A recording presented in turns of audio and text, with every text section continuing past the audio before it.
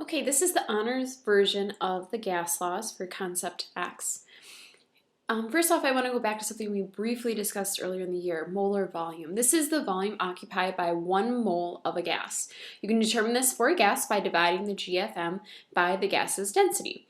So similar to using the density calculation. The molar volume of any gas at standard temperature and pressure has a volume of 22.4 liters. So these 4 samples that I have here of helium, nitrogen, ammonia, and methane, they're all at the same temperature, pressure, and volume while they have different masses because they're all at 22.4 liters. They all have exactly 1 mole of particles, even though they have different formulas and different structures and different masses. And again, you can see that here. All right, the first thing we want to go over that connects all to these gas laws is Avogadro's law. Gases at the same temperature, pressure, and volume have to contain the same number of particles. Okay, if all 3 of the 4 quantities are the same, the 4th must be equal. So if I know I have the same number of particles and the same, say, temperature and volume, then I know the pressures have to be the same. So again, any of those 3 are equal, the 4th has to be. So which one of these has more gas particles? They all have the same amount. They're all at the same temperature, pressure, and volume, which means they all have to have the same amount of gas particles. Which one will behave most ideally? This connects to yesterday's notes, is going to be helium because it's the smallest particle, has the lightest mass. All right, so for example, this is not in your notes, or no, it is in the box. It's a little practice question. Which sample of the gas below contains the same number of molecules as a 2-liter sample of oxygen at 300 Kelvin and 100 kilopascals? We don't care about the formulas. We're simply going to make sure that our chosen answer has 2 liters, 300 Kelvin, and 100 kilopascals, so that they have the same volume, temperature, and pressure. And that leaves us then with sample C, 2 liters, 300 Kelvin, and 100 kilopascals. So it's as simple as that. Now, both Avogadro's law and the kinetic molecular theory that we learned yesterday can be used to explain the relationships between pressure, temperature, and volume of a gas. Now, the combined gas law is used for gases only, and this is when all 3 variables are changing. This law does not depend on the identity of the gas. So it doesn't matter if we have nitrogen gas or helium gas. We're only worried about the pressure, temperatures, and volumes. So this is our formula. It's on the back of your reference table. The big thing to keep in mind that students always forget is that temperature must be in Kelvin. We can't use it in degrees Celsius because then we have the potential for getting a negative volume or pressure, which would be impossible. So make sure your temperatures are always in Kelvin. So here's our first example. We have a 2-liter sample of the gas at STP that's heated to 500 Kelvin and compressed to 200 kilopascals. What is the new volume of the gas? So here I have my formula. All variables are changing.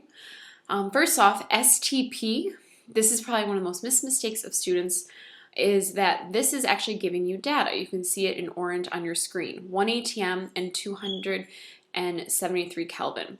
Now, in this case, I decided to put STP in ATM, so that meant that I had to take 200 kilopascals and convert that to 2 ATM.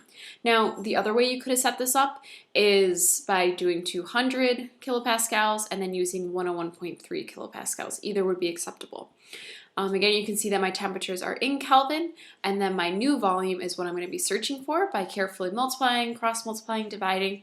We get an answer of 1.8 liters.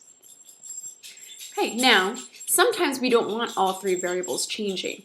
We want to hold one of the variables, either pressure, volume, or temperature, constant, and then observe just how the other 2 variables affect each other. We're going to use the combined gas law. We're just going to remove the variable that remains constant. So the first one is Boyle's law. This is under a constant temperature, and we find that as pressure is increased, external pressure is increased, the volume thus decreases. We could also look at this in reverse. If volume is said increase, our pressure would also then decrease. Pressure and volume, when temperature is held constant, affect each other indirectly or inversely. We're going to see that we have this type of shape to our graph.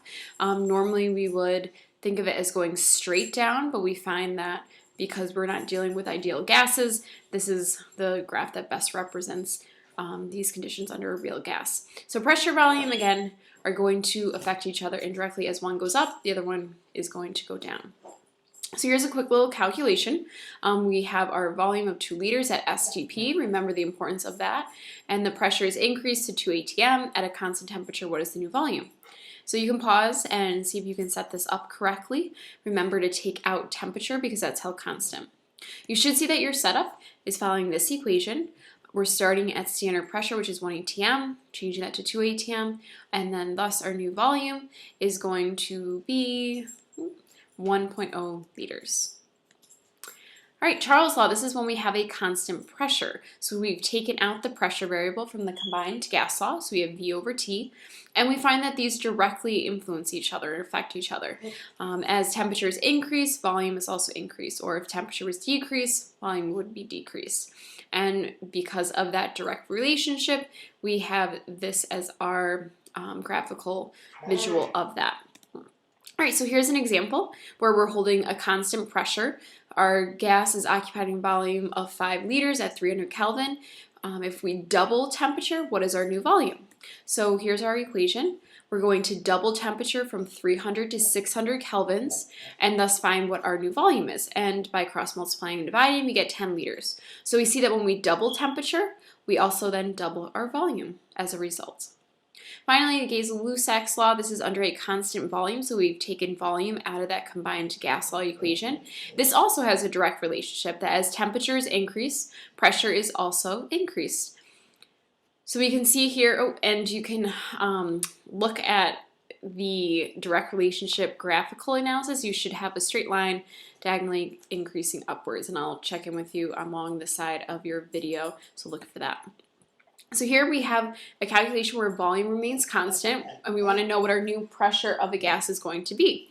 So I'm going to set up my information.